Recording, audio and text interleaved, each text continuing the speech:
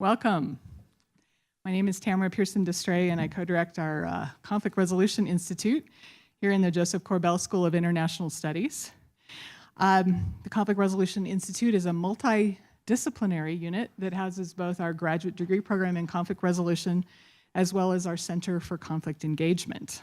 We actually have more information in our latest newsletter on the table in the back, so please feel free to pick that up. And we also have a sheet that you can sign up to be on our email list. We'd love to include you both on our newsletter and also let you know about our ongoing events. I would like to very much welcome you today. I appreciate the turnout. I know that our weather was the beginning of our winter, and some of you had a ways to travel for this event, and we're very pleased to be able to host this here today. Frank Dukes, our speaker here today, PhD, is a mediator and facilitator who directed the Institute for Environmental Negotiation at the University of Virginia from 2000 to 2015, before stepping down to concentrate on applied work. He has facilitated numerous collaborative change processes, many involving communities recovering from environmental and other harms. He has held leadership positions in the Environment and Public Policy section of the Association for Conflict Resolution, and also in the University Network for Collaborative Governance. He's the author of several books, including Public Conflict Resolution, which I used to teach, Reaching for Higher Ground, Tools for Powerful Groups and Communities, and Community-Based Collaboration. In 2007, he founded the University and Community Action for Racial Equity, UCARE, which addresses the University of Virginia's legacy of slavery and segregation and its impact on the wider community. He co-leads the Institute for Environmental Negotiation's Transforming Community Spaces project, helping communities confront together problematic histories. He directed community engagement as a principal of the design team for the Memorial to Enslaved Laborers at the University of Virginia, to be dedicated in 2019. And I hope he will be talking to us a little bit about that today as well. He has also served as a community member of the Charlottesville Commission on Race, Memorials, and Public Spaces that developed recommendations to tell more complete racial histories, including the future of the Jackson and Lee statues. He was awarded the John C. Castine III Diversity, Equity, Inclusion Award for the University of Virginia, and the Sharon M. Pickett Award for Environmental Conflict Resolution presented by the Association for Conflict Resolution. Please join me in welcoming our speaker, Franklin Dukes.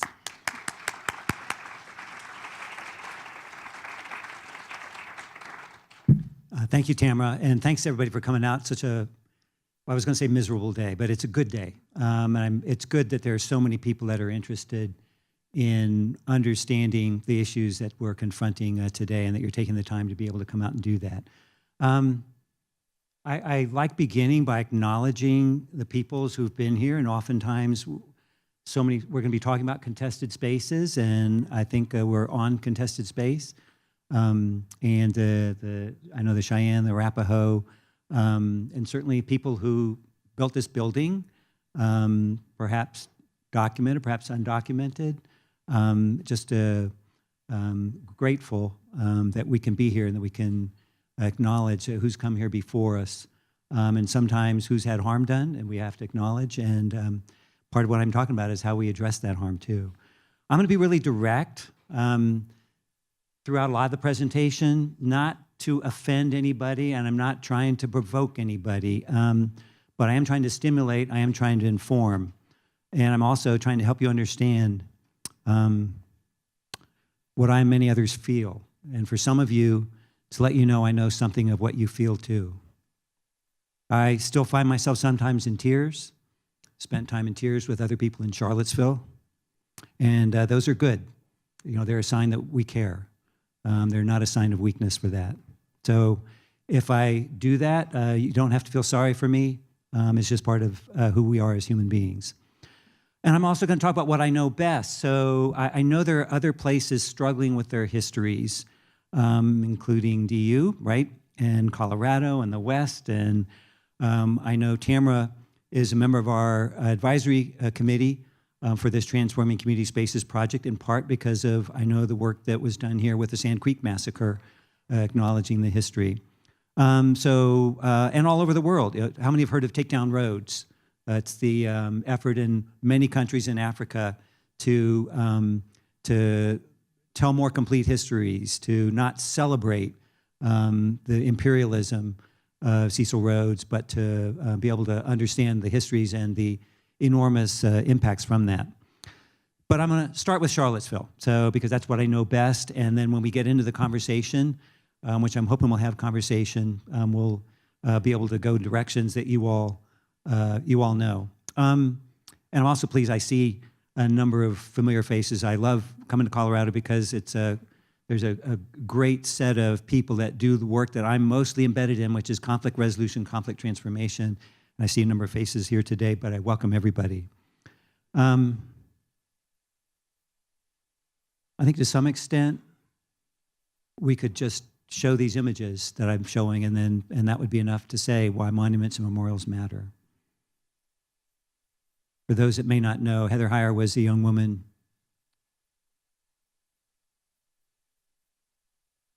who was murdered on August 12th in Charlottesville, lost her life along with 2 state police. In the memorial service that some of you may have actually seen or heard of, her mother used this phrase that you didn't silence her, you magnified her.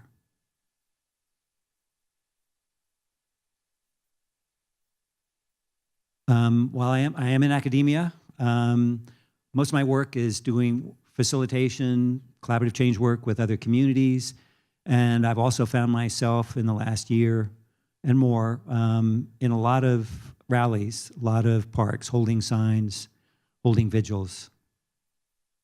This was May 14th, following the first appearance. I'm not going to call it invasion because that implies that everybody came from outside. So the fact is that Charlottesville is home to many components of white supremacy, including my own university, and the 2 people that are one person, Richard Spencer, who's quite well known, is a graduate of the University of Virginia. Another person locally, not well known, but who organized the rally Unite the Right on August 12th, is also a graduate of the University of Virginia. This is where the Lee statue currently stands. I'll talk about that more in a little bit. So, why monuments and memorialization matter, Charlottesville and beyond. I had actually used this image, and you can't really tell, but that's actually Stonewall Jackson, a window to Stonewall Jackson. And when my students actually found this, and when I first thought about it, I said, oh, well, another sort of homage to white supremacy, which we actually see in a number of churches. There are Confederate leaders that are honored there, but I was telling Tamara last night that actually this was put up by an African-American pastor who had been taught to read and write by Jackson before he was Stonewall Jackson, before the Civil War, and was doing it to honor him. So there are many complicated stories. The stories are often more complicated than we think. What we're going to do, so Charlottesville confronts its racial history. I'm going to talk about the learning we did in the Charlottesville Commission on Race, Memorials, and Public Spaces. And because it is an institute that focuses on conflict resolution, I'm certainly going to talk about some of the process. In order to do that, I have to take you through, so we spent 6 months doing this. I'm going to have to do this in about 15 minutes, taking you through the introduction to the rise and persistence and ongoing impacts of white supremacy, and why narratives matter and why monuments and memorialization that help reflect those narratives matter too. And then a different story of engagement. So Tamara mentioned the Memorial to Enslaved Laborers at the University of Virginia, which a number of people, mostly students, but including myself, have been advocating for a decade, and which actually we went through the design process, and I think it's a really interesting design process for those of you that are concerned with community conversations and dialogue and conflict resolution, because it was not designed the way memorials typically design. It was not about the artist, it was about the community. And then if we have a little time, talk a little bit about, and I call them premature lessons from Charlottesville, because I don't know what our lessons are going to be. So we're going to be digging into some of the foundational narratives of white supremacy. So I begin most of my talks these days. So how many of you have heard the term white fragility?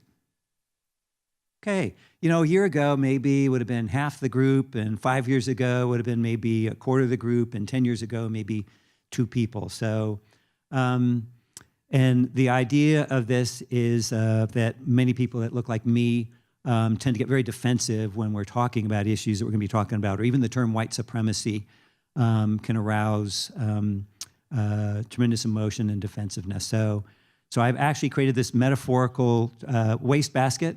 So if you find yourself thinking some of these thoughts about that, you can just sort of stick them aside for now, right? I'm not asking people to abandon anything forever, but while we're talking here, while I'm talking, while we're having the conversation, really want to invite people to be open to different ways of thinking, open to different sorts of knowledge, and open to particularly hearing people in your own community when we have that conversation too, what they have to say. For us to be able to hold that space, for us to be able to listen and to one another without the sort of defensive reaction, or which often occurs in academia as well, what's wrong with this and how can I critique it too, right? So the Charlottesville Commission on Race, Memorials, and Public Spaces, our charge was actually to tell a more complete racial history and change the narrative on race. So yeah, we were looking at the monuments, and particularly the 2 statues that we have in our community, the statue where, to Lee, where the rally Unite the Right was on August the 12th, and one on Jackson, which is just a block away from that as well. We were active from June through December 2016. There were 9 appointed members. Only 6 of them, though, were actually appointed by council, and then there was people from other institutions. And there were some 70 people, actually, that applied to get on the commission. I think I was put on the commission probably for a variety of reasons, but in part because of my because they know I'm intentional about process and design and inclusion and deliberation and getting good quality information, and was trying to bring that to that commission too. We had 17 meetings total, every one of them except one with at least 20 minutes and oftentimes more than that for public comment.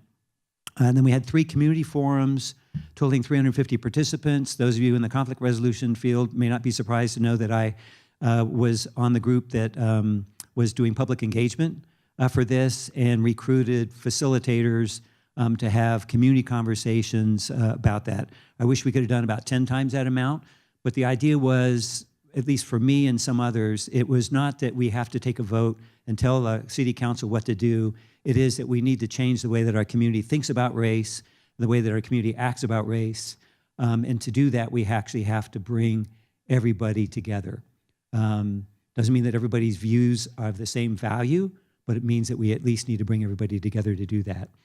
Our final report with the appendices is, and let me go back to the bit.ly.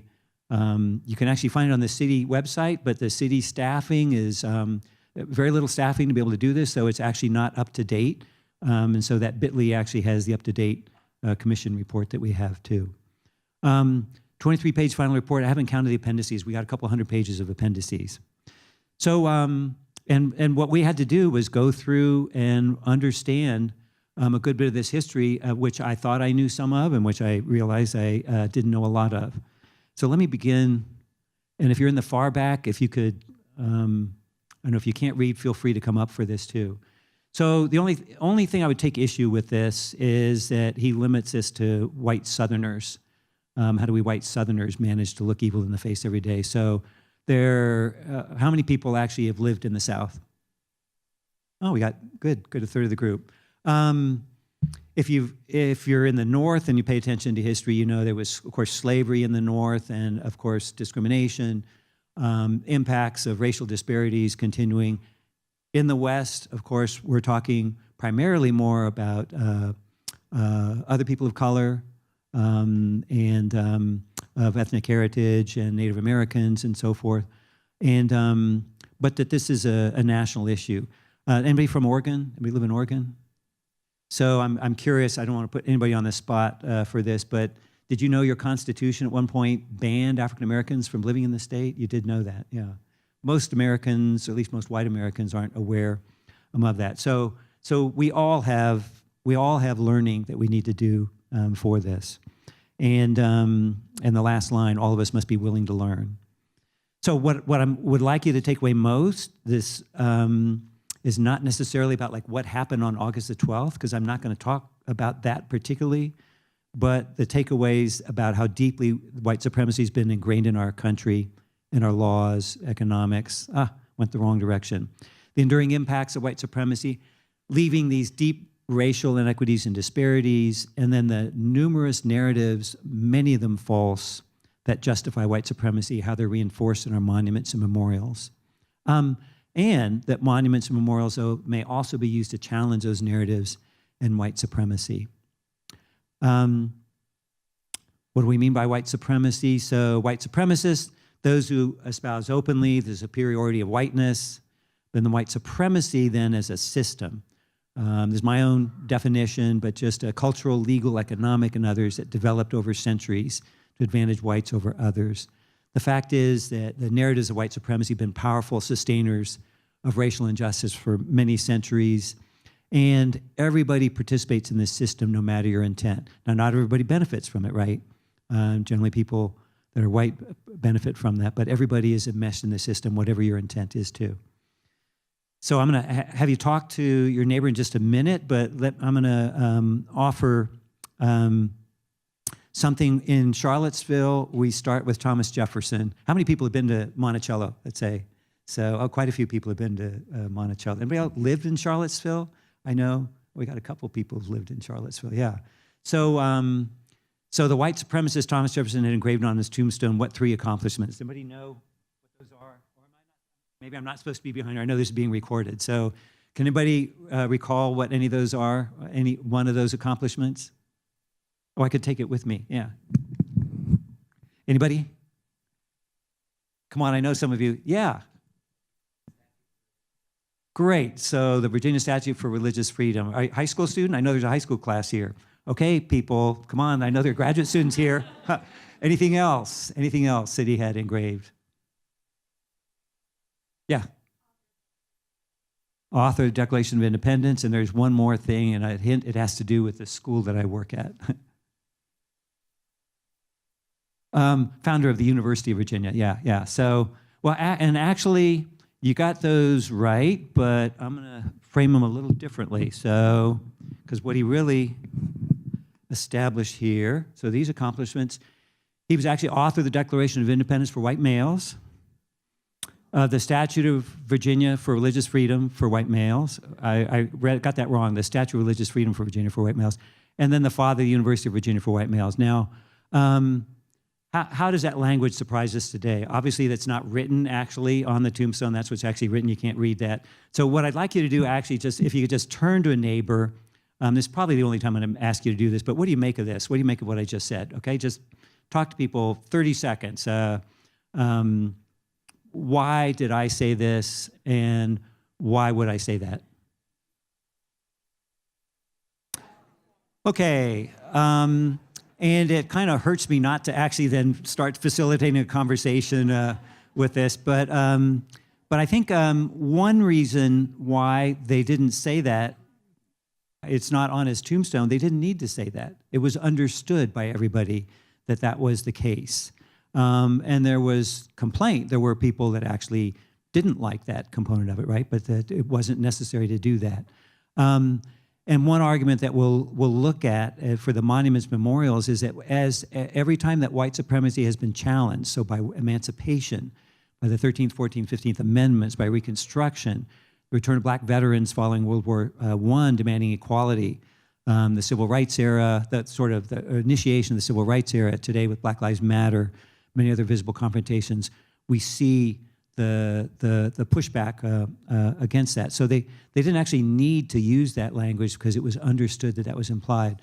And yet people today find that they actually need to declare the sort of white nationalism, the white ethnic state, the white supremacy, the language that you're becoming familiar with. Now that language was used at the time. That was used in the 19th century and the 20th century very openly. As sort of by people of European descent as sort of the natural order of things too.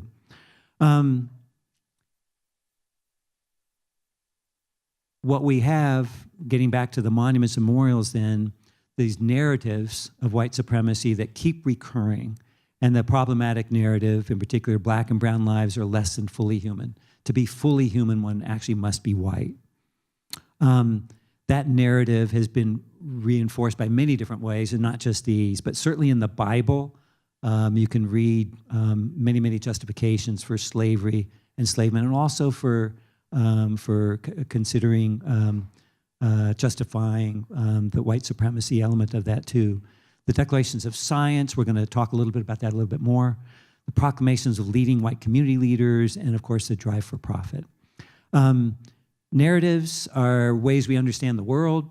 You know, all communities have narratives. They can be expressed literally in storytelling, but they're also presented in art and music, placed in building names, literature, classes, textbooks. Nothing inherently wrong with narratives, right? They help us understand who we are. They help us make bonds with one another. They help us connect with one another. They can actually help us aspire to be beyond, who we are, give us lessons about who we emulate. But they also can develop differently. They can develop to demean others, to justify harm, to provide public cover for private gain. Harmful example, the narrative that Jewish people were the enemy of other Germans of the Third Reich. That allowed, not only did it allow for the concentration camps and the death camps and the slaughter of up to 5 million Jews, but it allowed, just as importantly, for other people to look away while that was happening.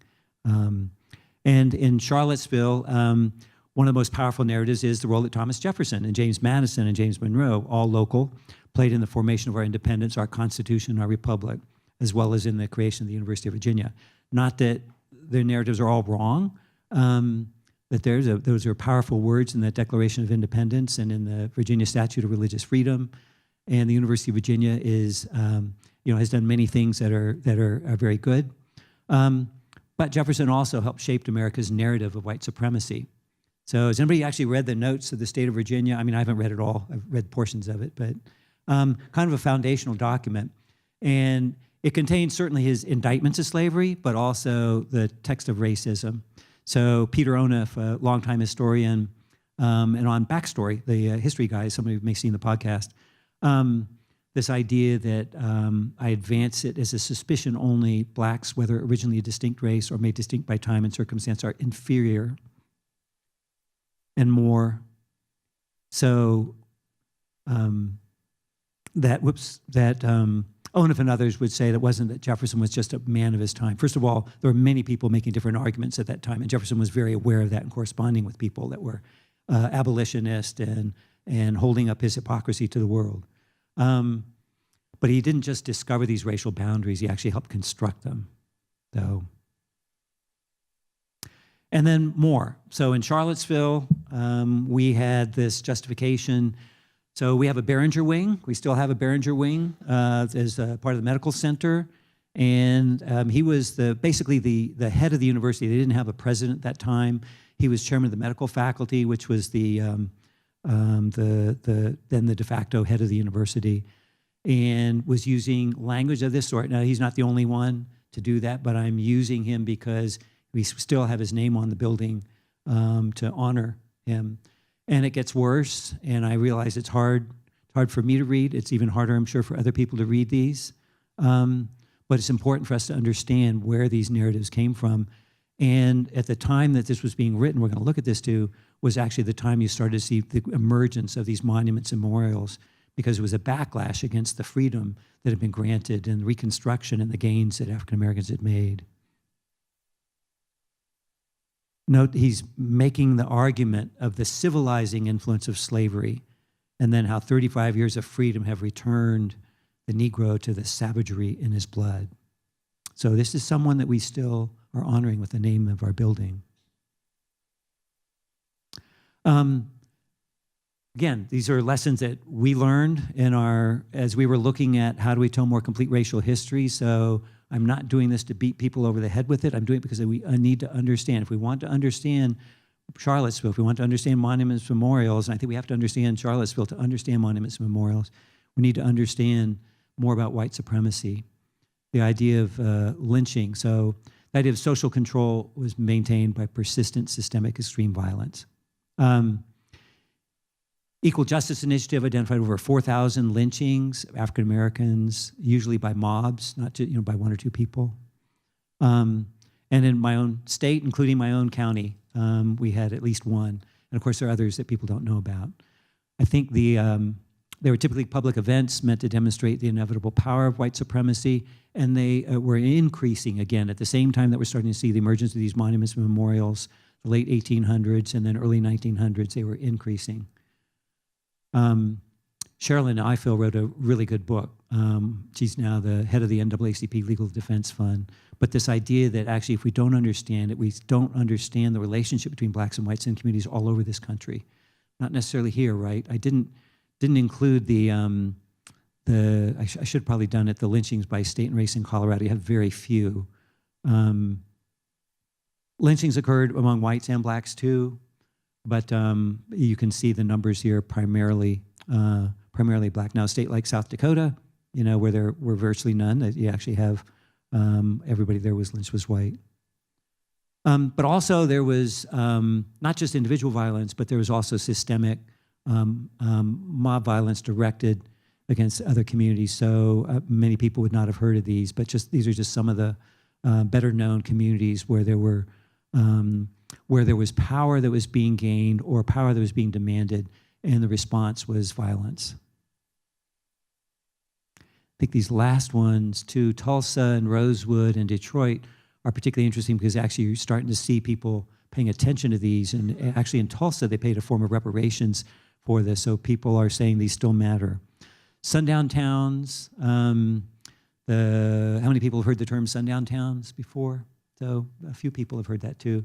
So if you go look at the census, and you can see significant changes over the years, from the north, to the far west, thousands of communities. And of course, it wasn't just African Americans too, by force or law or custom, oftentimes following a lynching.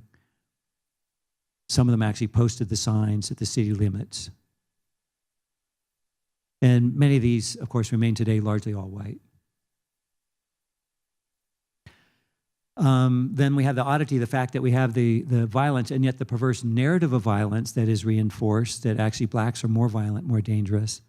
So today, innocent African Americans about 7 times more likely to be convicted of murder than innocent white people. So this is based on study of overturned convictions. So this is, not looking speculative. African American prisoners convicted of murder about 50% more likely to be innocent than other convicted murderers. Again, these are prisoners who were actually then, their convictions were overturned. And then more likely to include misconduct by police officers. In my community, Charlottesville, 80% of police stops in a recent year were made of African Americans. So we had this sort of perverse narrative that still harms. The sexual violence of white supremacy was understood. And of course, how many people are aware that Thomas Jefferson fathered at least 5 children by Sally Hemings? So most people, it's interesting, 20 years ago, you would have maybe 3 people raise their hand. So, there is learning that's going on. There is learning that's going on. But it was often, it was known at the time, right? It was pretty common. And males used as livestock, female slaves often raped, white masters fathering children by their back slaves, commonly known. And yet we had this sort of perverse narrative of sexual violence, which has led to most of the lynchings and other forms of mutilation that people had too. And again, from exonerations, some of the continuing harm that's done today because of that narrative. Education and knowledge. So again, Thomas Jefferson, in reason much inferior, right? Imagination, dull, tasteless, and anomalous. After the war, really before the war too, they fought for their education despite violent opposition. Resistance continued throughout the time of separate but equal. My own community had the schools shut down by the state when African Americans were suing 4 years after Brown versus Board of Education. The schools were not at all integrated. And there was actually one community, Prince Edward County. Anybody heard the story of Prince Edward County? 5 years. They didn't have public education for 5 years there. So they had a generation of kids that were deprived of that education. And the odd thing is we have this sort of perverse narrative that, education, that African Americans are less knowledgeable, less intelligent, and the beneficiaries of special favors in education. Then you still have books like the Bell Curve. Whoops, I don't know if you can read that one on the right. So I teach at the University of Virginia, and I've heard from many students about this idea that they hear, well, actually I'll ask students in class, so how many of you heard your parents of friends or friends who didn't get into UVA saying that they didn't get in because of affirmative action? Literally everybody in the class raises their hand. Well, I see the hand raising up there too, right? So I started looking. I've done this the last couple of years. I haven't done it recently. Is that in Virginia, Virginia's high schools graduated almost 20,000 African Americans, so 22%. UVA enrolled 244 African Americans two falls ago, so about 6% of all new admissions. So, and about 165 of them are from in-state. So we have 165 African American students enrolled out of the 19,150 African American high school graduates. Impossible to imagine that's an excessive number, and yet we still hear this narrative that, well, they got in because of affirmative action. I would say that and this is in a college which still gives preferences. If you're out of state and your parents went to the University of Virginia, you are considered actually for in-state admission. So you have a preference. Of course, so a lot of those parents were white, right? Because we didn't admit African Americans we didn't start admitting in any great numbers until the 80s and 90s. So we still actually have a reverse affirmative action for whites at UVA. The prophets of white supremacy, enslaved people, of course, doing so much of the work, the vast wealth, cotton, and then most of the university system was funded through profits from slavery. I just was at a meeting last week, a symposium with Craig Wilder, Ebony and Ivy. Has anybody read that book, Ebony and Ivy? Familiar with that book? Basically looking at the fact that most of the colleges, and not the southern colleges alone by any means, the northern colleges, all the Ivy schools, I shouldn't say all, because I don't know that that's true.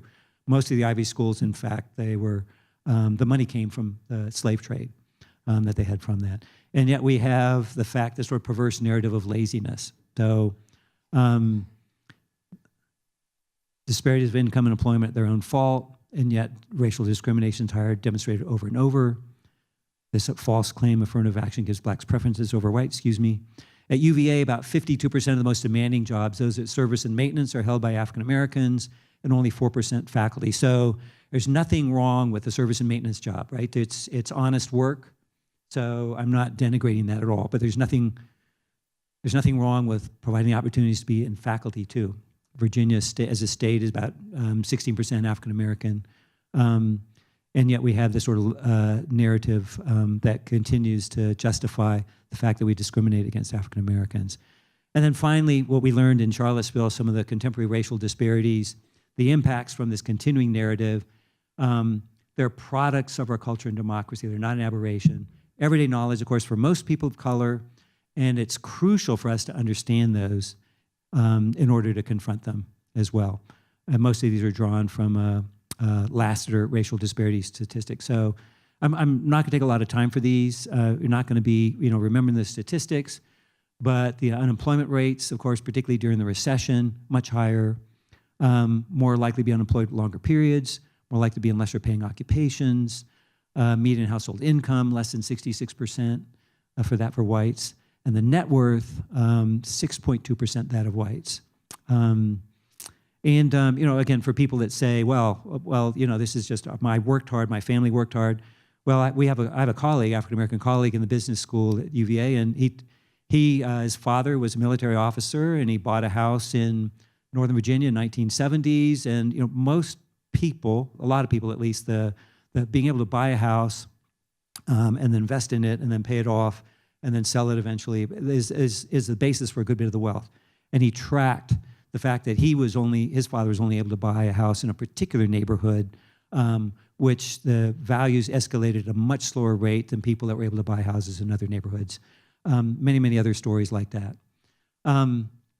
Less likely to own their own homes, median value, of course, smaller. And then medical. We're starting to understand some of those racial disparities for medical. Some of those are class, of course, but even when you control for mother's socioeconomic status, infant mortality rate more than twice that for whites. And in Charlottesville, 3 times. So we have the University of Virginia Medical Center, and the neighborhood's right outside the medical center. It's 3 times that for African American babies. So we get back to the monuments and memorials now too. So why were they starting to be erected between the 1890s and the 1920s? And this is a statue of Lee. And again, because some of the advances against white supremacy, this was a response to some of those advances against white supremacy that people saw. And I know there are other reasons too, you know, so you had the Confederacy, the people, the whites that had fought in the Confederacy were starting to die out. And of course, there's some movement while they're still alive to do things as well. I won't deny that that's right also.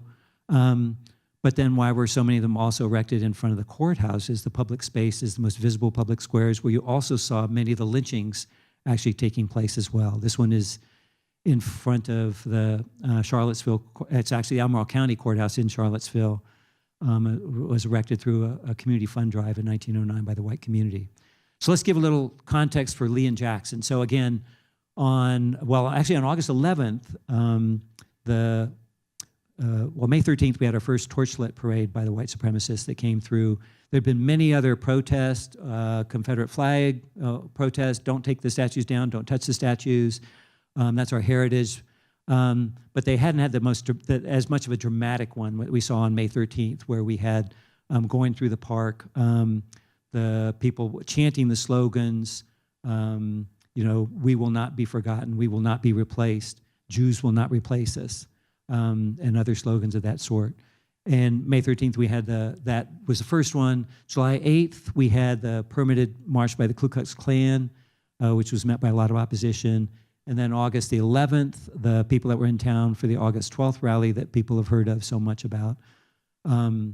Ashley came into the University of Virginia, and I debated actually showing a little video clip of that. People don't hear about that, but it was incredible that nobody was killed in that. There was tremendous violence that was being against a couple faculty, mostly against the students that were there too. Lee and Jackson, the August 12th then, in the park that used to be called Lee Park and is now called Emancipation Park. Some of the historic context for that. So Lee was raised in 1921 and Jackson was dedicated in 1924. It's no coincidence that the Racial Integrity Act of 1924 outlawed interracial marriage, defined by what was there would be, you know, basically 2 races. So it was genocide of the Native Americans by paperwork, by administration.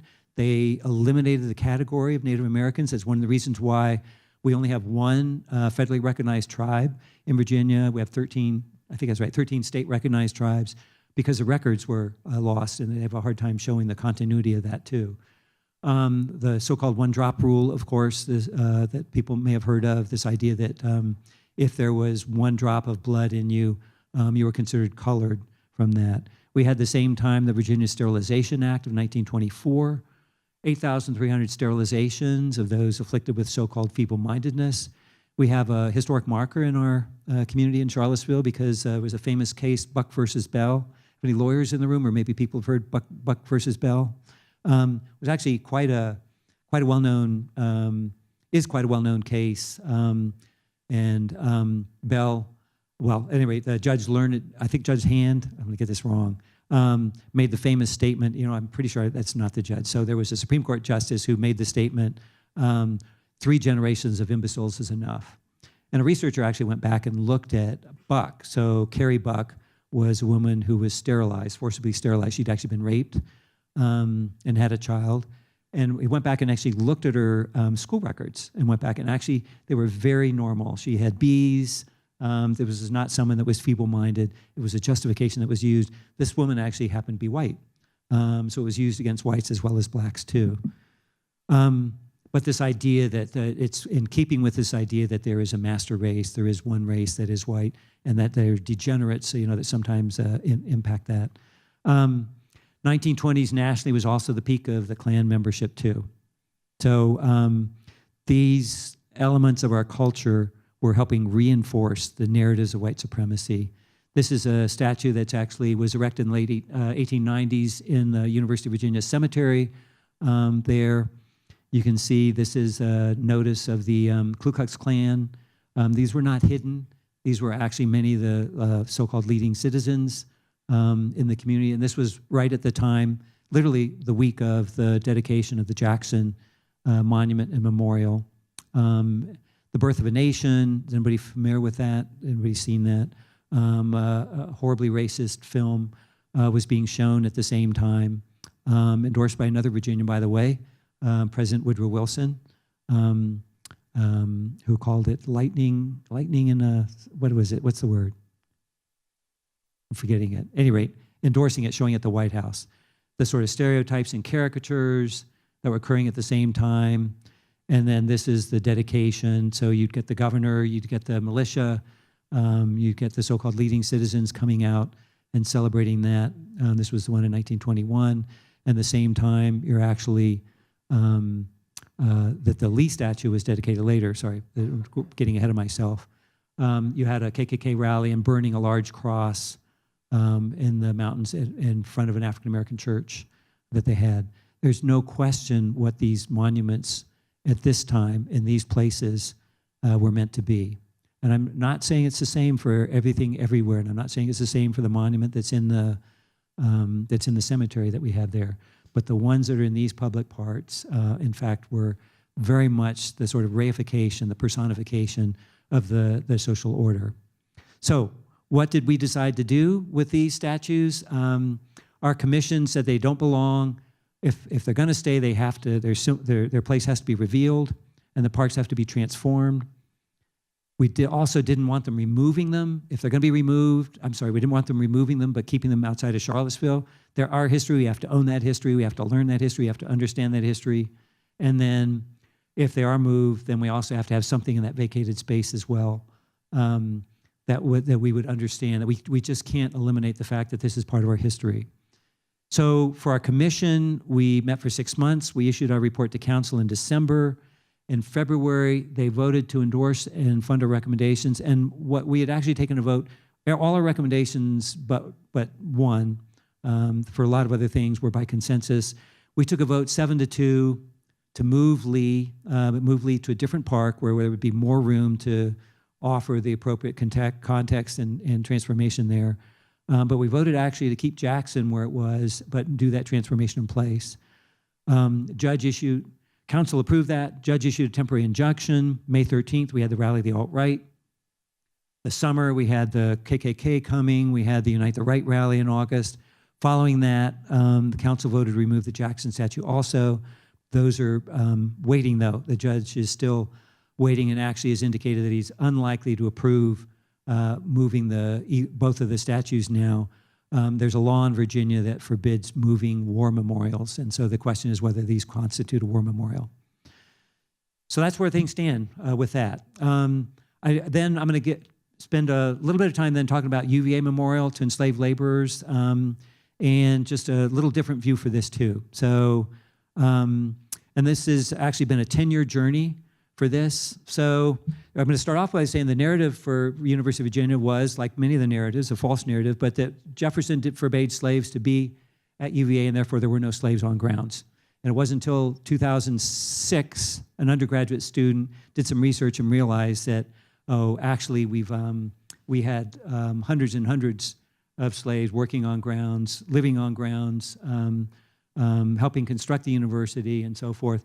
It was true that Jefferson forbade the students from bringing their servants, but that didn't mean that there weren't other slaves there too. So 10-year journey, much advocacy, reports, forums, and until last year when the Board of Visitors actually approved moving forward. And I had the privilege of actually being on the design team that was selected to design the memorial. In part, we were selected because we came in saying, we're not going to give you a design. What we're going to do is give you a process. We're going to say that this memorial is going to be something that the people from the community, the descendant community, the students, the faculty, staff, alumni all say, this is what this memorial means from that. So what we learned, some of the quotes, 5,000 enslaved people worked on the grounds before slavery was eradicated. And then the process for this, so beginning way back in, so we'd had actually a couple years of community meetings. Then there was a student competition, 2011. Then the students had a commemoration ceremony. Then there was a formation of a commission on slavery at the university. And then the Board of Visitors actually approving and then selecting the design team September 2016. I'm not a designer. I was part of the design team to do the community engagement for that. Lots of engagement with this kickoff meeting with the design team and meeting with other people. There was a community relations task force. They had people from the community, so we met with them. We went to Montpelier, Madison's home, and they looked at how they've been telling their stories of slavery, and particularly how they've engaged the descendant community, meeting with students, meeting with various professors, having an open house, and then first community meeting, going out to a local historic African-American church. We ended up having 2 meetings at that church, going out to Monticello, talking with some of the descendants there. There was a steering committee that made up of community members, students, alumni, and faculty. We met several times with them. We met at another historic African-American church, and then we had a really large meeting at the African-American Heritage Center, a Black Alumni Forum, another meeting after a church, constant engagement, basically. And then we had a survey, which was quite extensive. We ended up having 352 online, which doesn't sound like a lot of people, but actually there were a lot of questions that we asked people. And then finally, we had community ambassadors. So we had a number of people who volunteered to go out into the community, go out to local high schools, go to other places as well, and engage different stakeholders about what do you think this monument should mean. And this was finally what we heard. So we spent a couple months doing this without anybody doing any design at all. And then what we heard from people was the prominence of it, the power it needs to have, the emotional experience, has to list the names, it has to connect to the community. And then it's not just a statue, it's a process. We have to continue that memorialization, that understanding. Dualities, that yes, they were enslaved, they had their freedoms taken away, they also had skills, they did have some agency, they created a beautiful university, they had families, they had spiritual lives too. And the pain as well as the hope for the future. And then this is one of the quotes from, one of the many quotes we had from one of the persons who actually took the survey, that there's pride in these bricks and these pillars and gardens. And so what we heard was then trying to, and the designers on the team then figuring out how do we translate that into a design. So they wanted a gathering space. In particular, the students said, we need some place where we can come when we have to rally, when we have to face some sort of injustice for that. And so similar to what had been done in slavery sometimes in the woods, this idea of libation, evoke the spirit, so the liveliness, but also the pain, the shackles. It need to be pervasive, physically linking into the city and encountering the Confederate monuments that are there. So we waited till January. That's me with my winter beard. And Mabel Wilson, one of the designers, before we actually listened to all of this and then brought back. So we ended up bringing back 6 designs, 3 different locations, 2 designs each to the community, and then spent time getting feedback from community members, and ultimately ended up picking this idea of sort of a broken ring, broken shackles, but it also is kind of a ring of freedom. And then a grove of trees around it, suggesting brush harbors and hush harbors, sheltered clearings in the woods where they could gather for worship and for escape. A list or timeline of the known names. This is then what it's going to end up looking like, a water table, a bench.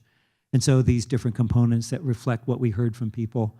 The space, a large space for gathering, libation, an opportunity for water and ceremony, the names of the enslaved people, on the outside, which will be rougher hewn. The inside will be polished, the outside will be rougher hewn, where there'd be some sort of images that would be tied to that too. And then you can't really read this, but it's a line so that on March 3rd every year, the sun will be setting directly perpendicular to this. March 3rd in Charlottesville happens 1865, happened to be the date that the narrative had been that Charlottesville was spared because the mayor and the university people went out and the Union troops didn't burn the university. Excuse me. In fact, though, it also was the day that the majority of the population was liberated. So we were a majority African-American, majority enslaved population that time. So that is actually Liberation and Freedom Day. And then this idea of pervasiveness. So the lawn, all of the university, all the central part of the university, including where the memorial will be, is a World Heritage Site. And this idea that we would actually then have something on the lawn as well, central to the daily experience. So the sort of images, the flowering that would occur, there's a flower that would be blossoming around that time, early March, so people would remember to that.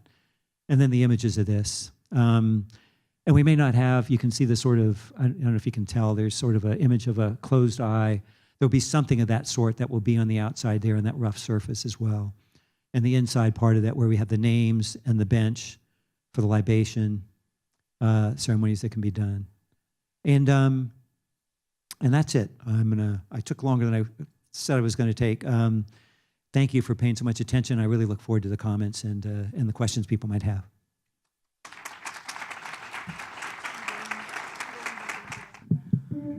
Thank you. I'm Sheila Davis. I have two questions. One, what led to the formation of this commission? Imagine it was a series of events and years of thinking that led to it. And then, is there any discussion of the scope of the work of the commission moving beyond statues and monuments? And I'm thinking of Truth and Reconciliation, right, in the form of South Africa. Right, thank you. So the commission, you mean the Charlottesville Commission on Race, Memorials, and Public Spaces? I think it's taken years of advocacy and years of people telling different stories. And I'll give credit to Monticello and Highland and to the descendant community at Monticello and the descendant community, at Montpelier. So Monticello being Thomas Jefferson's home, Montpelier being James Madison, the so-called father of the Constitution's home, both of whom created really interesting projects. Monticello Getting Word, where Cinder Stanton was a historian there who started reaching out and getting oral histories from descendant community who were not connected with one another, and actually through that process ended up being connected to one another. It's very interesting. Just a week ago, I mentioned that a number of them were at the university and they were telling their stories. Slave descendants, sorry. Well, enslaved descendants, yes, and Jefferson descendants, the same thing, right, that they had there too. And then the same thing for Montpelier, which has created a project where they've engaged the descendants, who are, many of whom remained around that area as well. So they've been telling more complete racial histories for some time. There are people advocating UCARE at the University of Virginia. She mentioned, I helped start that in 2007, that we've been doing a lot of work at raising awareness of the fact that so much of our history is hidden and how that impacts the current racial disparities. And then there was one city councilor about 4 years ago who finally, first time in the public forum, said, isn't it time we start doing something with our monuments? Why is there only public monuments? We have a couple others, Lewis and Clark, George Rogers Clark, so-called Conquer the Northwest, which can also be problematic. But the two main public spaces are one to the Confederacy. And you would have thought, I wasn't in the room, but there was a literal gasp. And then she got threats, she got death threats, just the idea of talking about it. And then we had a different election. We had another counselor elected who said, let's take him down. And of course, there was work being done around the country at the same time too. So I think it is built on it. It has taken a long time for that to happen. And eventually, rather than just say, take a vote on taking him down or not taking him down, they said, we have to have a community conversation. And it's more than the monuments too. So if you look at that report, there are actually like 8 different areas of recommendation. There's a slave auction block where you can barely read the insignia, whereas you can read the historic marker that says 3 presidents practiced law there. But the fact is that there's some people in our community whose ancestors were bought and sold there too. So we talked about that. There's, like many communities, we have a place called Vinegar Hill that was urban renewed. It was raised, left vacant. So there's a lot of stories that the commission looked at. And then to continue that, so the UCARE, the University and Community Action for Racial Equity, we have half from the community, half from the university, half African American, half white. We were part of a grant that we got, which will create the Charlottesville Forum for Truth, Understanding, Repair, and relationship. And we don't use the term reconciliation because we never had a relationship of the sort that we wanted to have reconciled, right? That doesn't mean we don't need healing, and that can be a part of it too. So we are actually creating that forum. And there are many other people that are doing things in Charlottesville now. We're kind of a broken community, but there's also many people that are doing things to bring people together, to tell more complete racial histories, to tell more truths, and to take care of one another in better ways too. Thanks for the questions. Would you talk about how the commission and the commissioners and the public talked about the use of terms referring to African people, slaves, enslaved, that you went back and forth today, but what was the discussion like and what did you all decide to go with? You mean in use of the language of enslaved people? Yes. I think generally we use the term enslaved people, but there are people, there are different people who want different language, and we've never found one. Talk about the process. I prefer telling the stories, discussion. you know, so, and not making it in the passive voice. So enslaved by who, right? Nice. And the monument, or the one where the memorial for the enslaved, so this is actually called the Memorial to Enslaved Laborers. That's what the students wanted, largely African-American group, but there are people in the community that say, why are you doing that? There are people in the community that said, why don't you highlight what was done to them by the masters, you know? And then there are other people that said, no, you know, they get enough, you know, awareness. This is about them. So I would say we didn't reach consensus about what sort of language. Do you have anything you would offer for us? Yeah, I love the use of enslaved Africans, particularly. Enslaved people suggest, you know, who are we talking about here? But enslaved does suggest an enslaver. And using the term master, it obscures everything about the horror. Enslaver is probably more appropriate. Yeah, and we had the conversation about enslaved Africans, but there are many of the African Americans who said, no. Yeah, maybe when they were first brought here, but they were Americans, and we want to claim this as our country too. So we had some debate about that also. Thank you. So I actually have two questions. One is a follow-up to your question, and that is if you could say a little bit more about the process that you used to discover what it was important to have process about. So language would be one thing, and who to involve in the conversations. I know there are a number of people here that are conflict resolution types, so hearing more about how maybe in both of these, my sense in talking to you is that one of these had a process that you thought went well, and one of these had a process that you think was not did Right. not go so well. Right. So that's one question. And then the other question I had goes back to when you were talking about the development of this, you said that it also included encountering the Confederate statues as part of the memorial itself.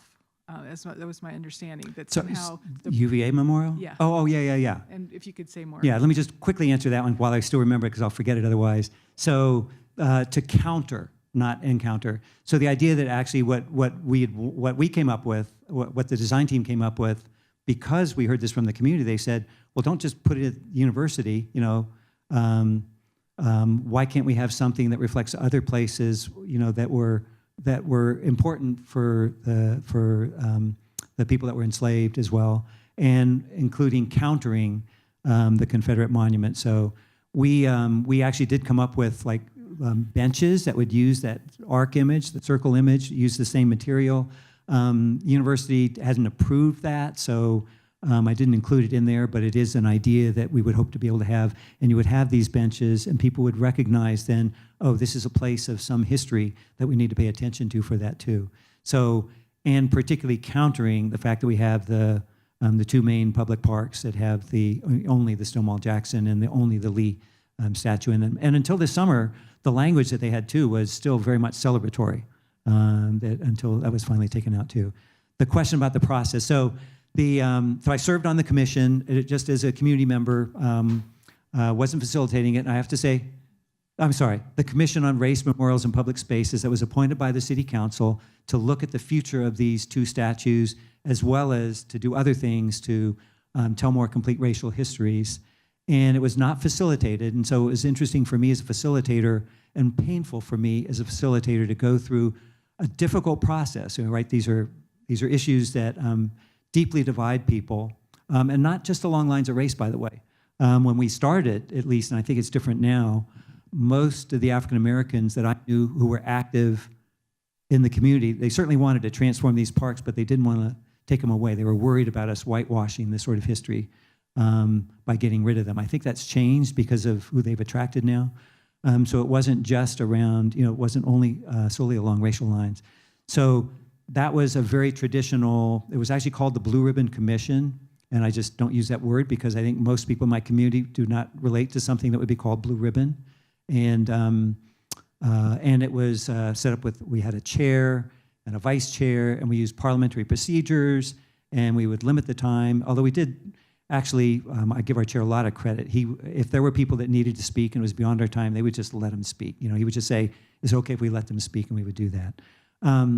But a lot of people, I think, pretty much had this idea that our role was to take a vote and then and the city council is going to do what we asked them to do. And for these issues, we know that's not going to be the case, right? These are highly politicized issues. There's funding involved with it. And I think I would say that even though we did some good things with the process, we did outreach, we did have 3 public meetings. The first 2, which did have facilitated small groups so people could communicate with each other, learn from each other, give us feedback. We also, I don't think that we brought the community along at the same way that we came along by that. And by that, you also have to listen to the community and allow the community voices to be heard more. So our hope is that the follow-up to that, so the Charlottesville Forum that I was talking about for racial truth, understanding, repair, and relationship, we'll be able to do things that we weren't able to do with that. Contrasting that with the Memorial for Enslaved Laborers, and again, I think that we, as a design team, we won the contract because we did not come with a design. We came, and we didn't even come with a process. What we came was saying that we need to reach out and hear what it is that's important to people that this should represent. What meaning should it have? What emotion should it evoke? What education should it have? And then really working our tails off. And of course, we left out things. It was not perfect at all. We hired, even though I'm a facilitator, we hired a community facilitator. She's African American. Because I'm white, I wanted somebody who was African American too. And she actually facilitated the large community meetings that we had as well. She's a great facilitator. We were fortunate to be able to have her too. So I'm not sure, are there other elements of that process? It was very much a consensus building process. And we actually, I didn't get into the details of it, but there was a group that was appointed by the University of Virginia that included faculty, staff, students, alumni, and community members that actually was to actually then vote on the design that would then move forward to our Board of Visitors, which is the governing body. And that group, when they saw it, they were thrilled with it, and they also had participated, and so they knew the amount of engagement that we'd had and consensus in the community. So they endorsed it 100%. It was not a vote. And it was so much so that the Board of Visitors was not going to vote on it at the meeting where they first were presented it, and instead they just said, we're going to vote on it, we're going to approve it, and we're going to raise the money for it. So they're raising funds. Any University of Virginia alumni are going to be raising funds for it, so I'm sure you'll get a request for it sometime. But they're also using some of the university funds to not wait and get this up as quickly as we can. My name is Cameron. I am a second-year human rights student here at Corbell. I'm also a UVA alum. So You had your hand up quite a bit there. You knew a lot of this, yeah. So my question kind of follows up that logistical timeline. So I know that the presidency is kind of switching over between President Sullivan and the newly appointed. Do you see any sort of delays that may happen with kind of the hubbub that comes with a switch like that, or do you think that it's going to proceed as planned, and what is as planned? Okay, so it's very easy to lose momentum, right? When power shifts, and so it's very easy when there's paying attention to something and then something else takes precedent, and particularly during a time of transition. I think one reason that's not going to happen here is the fact that there was so much criticism of our university's administration on August 11th that basically when the alt-right and white supremacists came to our campus with their torchlights, and they'd been informed that was coming, and some of the student activists had informed them, and there were no police around at all. and nothing to protect the students. They were severely criticized for an inadequate response to that. And by the way, in Virginia, we have open carry, and so many of the people at both the 11th and the 12th were openly armed, which is another dimension of that too as well. And then the second is there's so many different people in our community, in the faculty and the staff and students in the community at large who are expecting this memorial to be built, and it needs to be built. That and also our rector. So the rector is the head of the Board of Visitors, was an early supporter of this, and so it is going to get done. I can't imagine any scenario where that's not going to get done. We have a long way to go. I mean, obviously, with 4% African American faculty, 6.5% African American students, we got a lot of changes we have to make. But there are an awful lot of people at UVA that are working to make those changes too. And I just don't think it's going to be it's not going to be a problem. And as an alum, hopefully you'll contribute too. Very, very powerful presentation. Thank you. One sort of clarification question and then one sort of bigger thought question. Sorry, Suzanne Gase. I'm an independent mediator and facilitator in the Denver area. First clarification question, the commission's recommendations to the city, did I understand correctly that it was not to get rid of the statues, but to give them context, possibly moving them, but put them in a context. So you're maintaining the Confederate history, but then also giving more to it so that it's Right. You're not sweeping the racism under the rug. Right. Basically. The initial vote was to move the Lee statue out of the park where it was, to put it to a different park where there's larger room where we can do significant transformation, and then to transform the Jackson. But not, I actually said if we just use the term context, I'm not even going to vote for it at all, because context sort of makes it sound like there could be some signs. We're talking significant redesign of the parks. Like you could lower the statues into the ground, or you could put plexiglass around them where they would have different language about the history, so you couldn't see them without that. So we're talking that type of transformation. But we did say, yeah, move the Lee statue and then do that with the Jackson statue. So I don't know to what extent these proposals were related to the decision of white supremacists to then hold a rally in Charlottesville. And I guess, so the broader question is, these truths that you've shared with us are incredibly important, but they also provoke backlash. And this isn't the only context in which that's true. I mean, when I look at countries in conflict around the world, there's often a powerful majority or sometimes minority who's repressing another group, a marginalized group. And when that marginalized group starts to gain some power, there's this backlash, there's defensiveness, there's a heightening sometimes of the prejudice that went into the conflict in the first place. So just your thoughts on that. I think it's a really good point, Suzanne. I bet a number of people are familiar with that and aware of that too. And that was actually a reason many people offered for not touching the statues to begin with, saying it's just going to cause harm, we're just going to raise concerns, and it's not going to be, and many people are saying, see, we told you so. Well, so part of the answer to that is that, well, these groups have been around anyways, right? And white supremacy has been around anyways, and these groups have been around anyway. So they found a locus, they found a focus in Charlottesville, right? But it's not that they weren't doing what they were trying to do in different ways, less visibly perhaps, before the vote on the statues was being taken. So I reject this idea, not what you're suggesting, right? But there is an idea that some people say, see, if you just hadn't paid attention to that, everything would have been okay. I don't think everything is okay. And then I think the point that you're making then argues for the need for having more of what we would call a consensus building process, which is a challenge. Can you include people that are white supremacists in consensus building processes? It's a conversation around maybe a coffee table or something like that.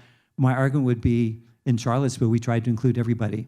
That doesn't mean that we say that all the arguments people are making are valid, but it does mean that we need to, among other things, we need to inoculate part of the population that might be susceptible to the power of this appeal of the white supremacists. We're being displaced. And they're using the imagery of the torches, and the marching together and the loud, voices as deliberately to recruit other people as well. I think that one of the things that my institute is doing, and that Tamara's on the advisory group is actually writing guidance for communities on how you can address and bring people together to make these changes that we need to make. So we need to make these changes. There are problematic spaces. We know we need to tell different histories. How can you do that in ways that engage institutions, engage communities, that don't lead to violence, that let people be respected and feel respected, but nonetheless bring more complete histories, more complete understandings of the racial disparities and other disparities that we have too at the same time. And our hope is that be able to provide that to communities and institutions doing the work that we do, right? That's through inclusion, transparency, good process, good knowledge and information, and recognizing that this is hard work and there is going to be a backlash too. The last part of the answer to that question is I don't think we did a good job in Charlottesville. I mean, just so many things that looking back that we could have done differently. There was a dialogue that was going to be started between the police and the activist community a couple weeks before August the 12th. And the police had to cancel this sort of preliminary. It was a good process they were doing. They were doing a, let's sit together and talk about how we're going to talk before we actually have the talk. And they had to cancel it because they had to go somewhere else, and we'd never had that dialogue. I think that would have made a significant difference. The ACLU says they've learned a lesson that free speech doesn't mean, freedom of speech does not mean allowing people carrying weapons to be able to come into a community in large numbers with the intention that they had to intimidate, to provoke, and so forth. And so the ACLU has actually said we were wrong in this case. The city had tried to move it to a different park where security would be, where there's more room and there would be opportunity for different type of security. So there are certainly lessons that people are taking from that as well. And I'm curious whether you have something else to think of too. That the backlash. So the backlash comes every time that there's a gain. And it's just and for people that are white, you don't need to feel guilty, right? It doesn't do anybody any good for us to feel guilty. And we didn't enslave people. So when I'm using that language of white supremacy, it's not to provoke guilt or to make people feel bad. It's simply to say that this is where we are, where we've been, and that we need to make these changes. And it can be painful, and there will be people that will resist that. Anytime that there's been gains, we've seen the sort of backlash that comes from that. So let's be prepared from that. The last thing was our activist community, which I'm part of. I mean, I'm a mediator too, but I've also been an activist. I've been in those parks many times, defending the ground.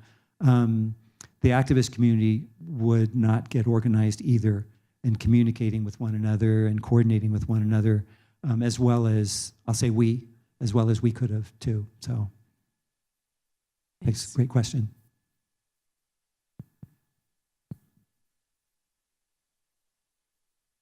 But some of the high school students, I know you guys were answering the questions, so you must have some good questions to ask too, or comments. Yes. Hello, I am Moana. I am a fourth-year PhD student in communication and an international student from Brazil. In my country, there is a historical alliance between Black communities and Native Brazilian communities, in which, for example, enslaved people, when they ran away, they would be helped to survive in the jungle by Native Americans, right? And so I wonder if this came up as well.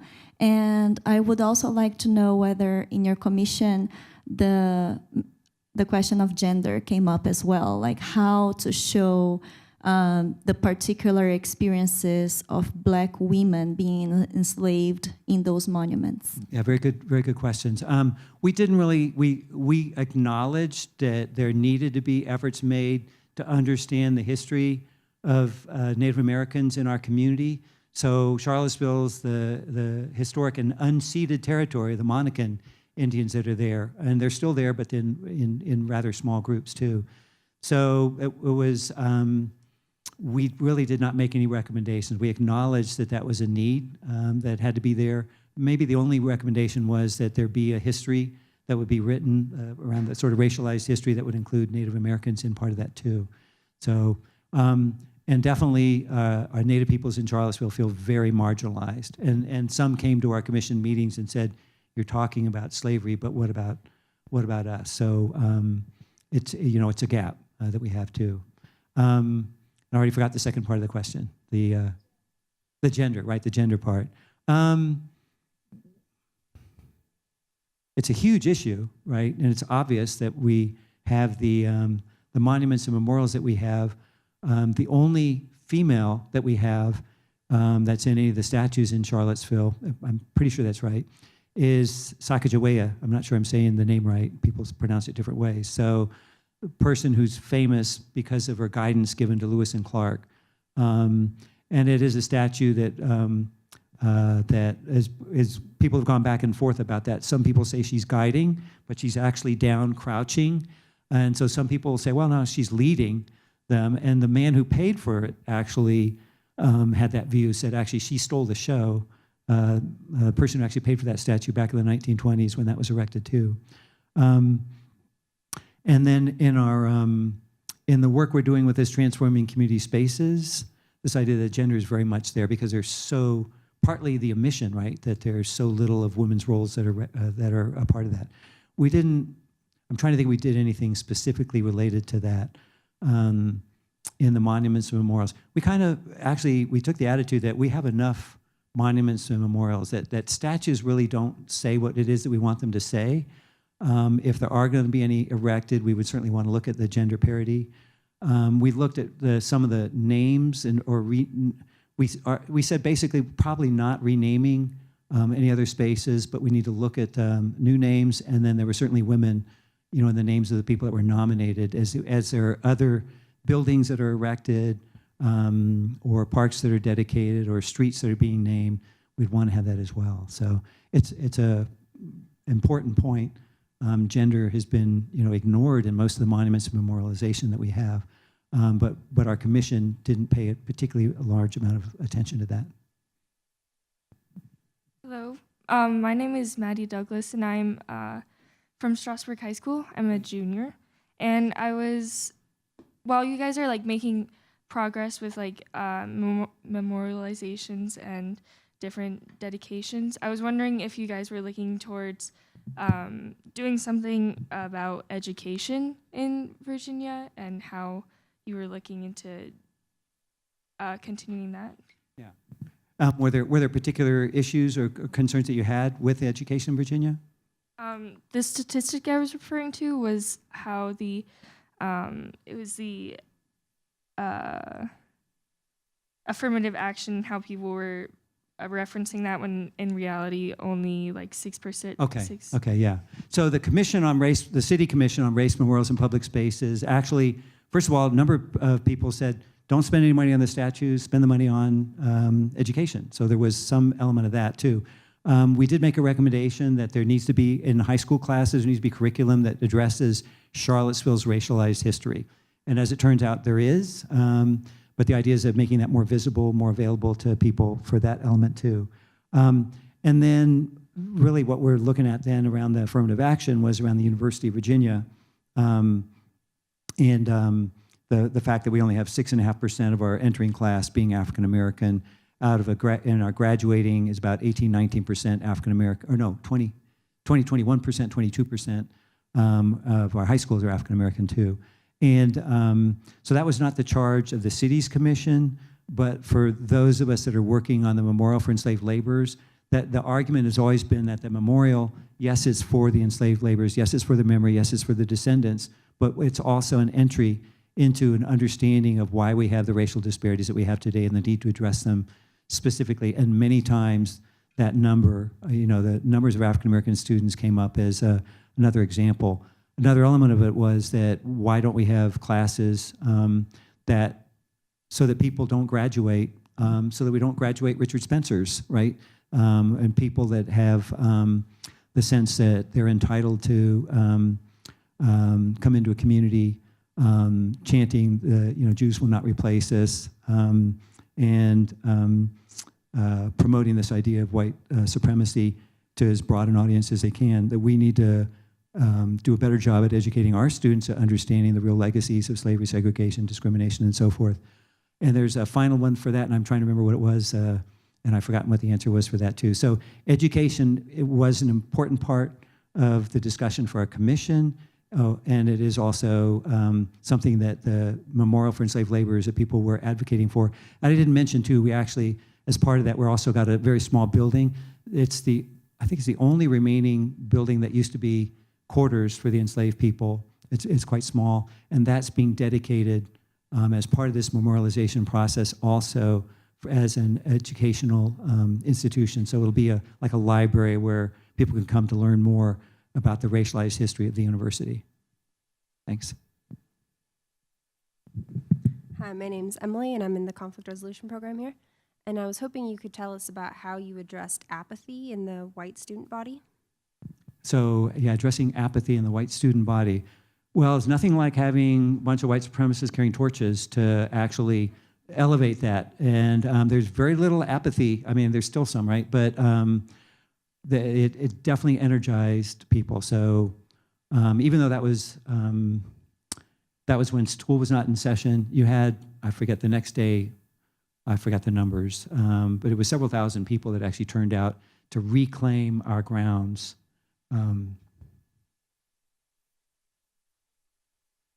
To kind of saying that it's been violated, right? And so we need to reclaim that land for that. So I think that one of the things, and I didn't even mention this, but the memorial is of such a size. So the rotunda is a pretty emblematic symbol of the University of Virginia, and it's on all the, it's part of the World Heritage Site. Funny thing is, it's not even the original rotunda. The original was burned down. I forgot where I was going with that. Oh, the memorial itself is actually the same diameter as the rotunda. It's huge.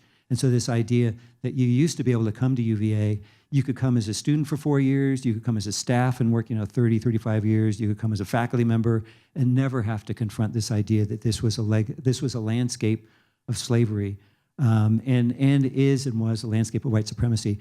Nobody can do that anymore once that memorial is built, and that will be provoking the types of questions. It doesn't mean there won't still be apathy. You can't make people care for something, but you can't make people care for everything. But at least if they're not caring, it won't be because they're not aware of it. Because right now it's because they're not aware of it. Yeah. So another question. One of the things that stands out for me, I don't know if there's a technical definition that separates memorials and monuments, but one of the things that seems different is that memorials allow for the voicing of multiple stories. And I wonder, as we look at a lot of these cases, there's a dynamic of a lot of voices that have been silenced, and the important urge to make sure that those voices are heard, that those stories are told. Are there activities that are planned? You mentioned that there was a resource place that people could go and read about things. Is there anything planned in either of these cases for the voicing of stories? Yeah. So our Charlottesville Commission did call for commissioning a history that would include oral history that would be done as well as part of that as well. Whether or not Charlottesville does that, there's so many, we're a small 45,000 people, very few resources in the city, pretty much overwhelmed by all that's been happening and the return. Spencer came back in October earlier this month as well. The university is on the other hand, has lots of resources, and the President's Commission on Slavery in the university, if the new president endorses the continuation, I can't imagine he won't, but assuming that he does that too, they have plans to do exactly that. As a matter of fact, there are already people that are doing oral histories and searching for the descendant community. We only know two families. We only know or are aware of two families of descendants of people that were enslaved at UVA. We know there are, of course, many, many, many more, right? And so the idea is to actually continue to do research and then to be able to hear from those voices. and to add the names also, so there would be blank spaces on the memorial as we learn more of those as well. But that's really the main reason for this, right? The memorial, I mean, I shouldn't say that. There are many people that want to have this space to mourn, you know, to honor, but a major point of this is also to be able to then open that up into hearing and understanding the stories of people, not just about their ancestors, but other things as well too. So yeah, the idea is very much to make that part of that, and that was part of what we heard from the community, and it was very much in keeping with the people that are on the commission on slavery in the university. By the way, one other thing, when we first were talking about doing the memorial, I showed the flowers on the lawn. So the lawn is sort of this iconic place, and I thought that's where the memorial was going to go. But people from the community said, if you put it there, we're not going to go there. So where it is, it's still on the World Heritage Site, but it's as close to the community as you can actually make it, and that was directly impact from that. And that's kind of tied to this idea of we want them to come, and we want them to be more part of the university than they've ever been before, and telling their stories too. So I think we have time for a couple, maybe one or two more questions, and I will bring the mic to you. These have not been challenging questions or confronting questions. I know that people have different views too, which I'm fine having people, you know, here. We only learn through conflict. We only learn through people offering different voices. So yeah. Would you like to comment on how quickly this became a political issue in Virginia, that with the legislature passing new laws and the governor's race is pretty much based on the 2 points of view about monuments? And yeah, well, the Republican candidate is certainly trying to avoid having to say anything about that at all. Well, it was a political issue back in the early 1900s when the law was first passed. So it was in the early 1900s that the General Assembly passed a law saying that counties could not move any war memorial. I don't know what they thought the threat was back then, but maybe they were seeing that. And then in the late 1990s, they did it again, but to add it to cities. We didn't have very many cities in the early 1900s, and we got more cities, so they said that there would be cities actually that wouldn't be able to move the memorials. And then when Charlottesville started looking at the possibility of moving the memorials, the General Assembly again passed a law just to make clear, or rather they approved legislation, but that our governor, who's Democrat, vetoed that and said it's up to each community. They should be able to have the right to decide what to do. The judge is really deciding whether or not the language of these laws, you know, actually does apply, is likely to rule that they do apply. But there's another community in Danville where it said, where the judge ruled differently, said that laws only apply to statues erected after the late 1990s, and therefore Danville could move one of theirs. So it's going to be up in the courts. It's going to continue to be a political issue. It certainly, the Republican candidate only won over a largely unknown candidate, the Republican primary, by 1 or 2 points. Much better fun. It used to be head of the National Republican Committee. And the other candidate made the statues the forefront of his campaign. Kind of interesting. First of all, he's from the North, so it was kind of odd. And then secondly, he came into our community from Northern Virginia, which a lot of us see as kind of, you know, it's a different world entirely, and then made the statement that there's nothing worse than Northerners telling us what to do with our monuments. And people pointed out, well, he's a Northerner, number one, and number two, well, isn't slavery worse than people telling you what to do about their monuments? So but he almost got the Republican nomination. So we'll see. The issues aren't going to go away. We have hundreds and hundreds of these monuments, memorials, building names, schools, and so forth. And people are trying to come to terms with that. And we're going to have to keep coming to terms with it too. So it'll be interesting to see. You obviously have some knowledge of Virginia and current, you know, political issues. So we'll see. Our election's a week away. Yeah, a week away. I will say it had not been politicized, at least locally. It hadn't really been politicized. But the Democratic candidate has certainly said every community should make that determination themselves, meaning they should change the law. And the Republican candidate had sort of said that, and then now he's saying, no, they shouldn't be taking them down. So, sorry, go ahead. Hi, I'm Myra Eisenhart, retired faculty. And I grew up in the South when schools were segregated, and I just amazed and appreciative of your effort in moving the needle, so to speak. And I'm wondering if you see other colleges and universities taking similar steps. Virginia's certainly well known with its history of slavery connection to Jefferson, but there are many others that have histories that need to be confronted. Yeah, very good question. Actually, not just the South, North too. So Yale University, with their connection to slavery, Brown being the best known to actually put a commission in the mid-2000s that looked at their connection. So all their funding originally came from the slave trade. And then we're seeing, people may have heard the white supremacy groups coming into Tennessee this last weekend, and they were coming into a location, Middle Tennessee State, because they've got a group that's looking at, do we keep the ROTC building that's named after a Confederate general, Nathan Bedford Forrest, the founder of the Ku Klux Klan, or do something different with it? So that's why they were saying that. Lots and lots of universities are paying attention and taking action too. And I'll give it one more quick story. So UVA's done some things right, but they did something wrong too. So I mentioned the Behringer wing, named after this person who had these awful things to say. There was also a eugenicist, one of the leading eugenicists. So people that not only believe in white superiority, but believe this sort of idea that that we should manipulate genetics to create this sort of, or continue this sort of master race. And he was also faculty for a very long time. And finally, enough people argued that the medical school building was named after him, with no history, no context at all.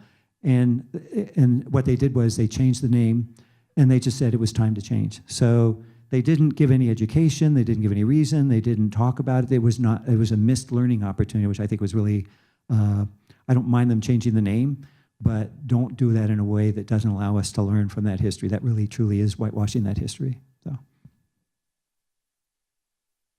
Hi, my name is Harold Fields. I'm a community member and the facilitator of a Second Tuesday Race Forum, a monthly conversation in the community. And I'm also a founding member of the Coming to the Table initiative. Yeah. I'm a member too. Yes. Not a founding member though. Yeah. I was at EMU when we started that. Yeah. And worked. Eastern Mennonite University, which is just over the mountain in Harrisonburg in Virginia. Right. Worked with the families of Sally Hemings and Thomas Jefferson all the time. And two of them live here in Denver. Oh. So we have a situation here in Denver locally where we have a community called Stapleton. And that's our monument. And Ben Stapleton was a mayor of Denver, but he's a card-carrying Ku Klux Klan member. And it just so happens that this is the old Stapleton Airport. Right. Is being redeveloped and named after the old location there. And it just happens to be the most segregated community in Denver, with the fewest number of people of color living in it. And so we're having conversations right now about how do we change the name. So it's a little different thing, but I think that there's some energy we can draw from the work that's being done on the statues. Yeah. But what advice do you have or thoughts do you have about changing the name of a whole neighborhood where the people who live there, they're younger, they're millennials, they had nothing to do with creating this thing. It just is a good place to live, an expensive place to live as well. Right.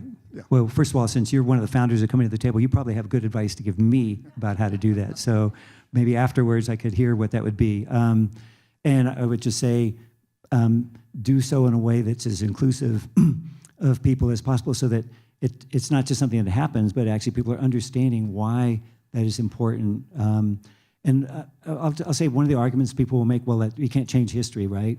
But there's difference between commemorating and honoring someone with a name or a statue and understanding the historical reason for that too. So I would agree, we don't want to leave our history behind, but that doesn't mean that we need to leave every statue up that is to someone who's done some things that were particularly egregious, or leave the names of, a community from someone that was a card-carrying member of the Ku Klux Klan as well too.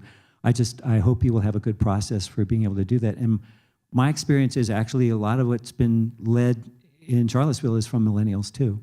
In other words, it's a lot of younger community members that are saying, we don't want this. So, we understand what this history means, and we don't want that to be part of our community anymore. So you might find support in that community. Yeah, good luck with that. Well, Frank, thank you very much for a very interesting talk and discussion, and you have left us inspired. Thanks, so everybody. Please join me in thanking Frank.